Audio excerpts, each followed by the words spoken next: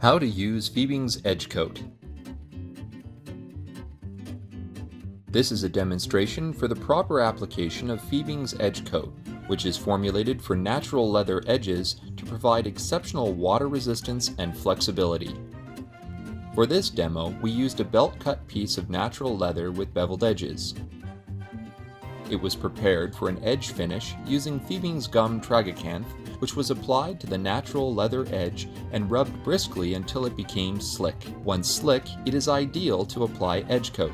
To transfer the edge coat from its bottle to the leather, you can use a chiseled sponge, edge coat pen, or a small wool dauber, based on your preference. Do not overload your applicator to avoid drips. Apply one coat of the edge coat along the edge of the leather piece in a slow, smooth motion. Repeat until you apply to the entire edge of your leather.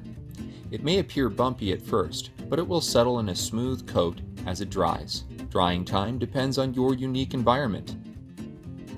That is how you properly use Fiebing's Edge Coat. Buy this product directly from Fiebing.com or other Fiebing dealers.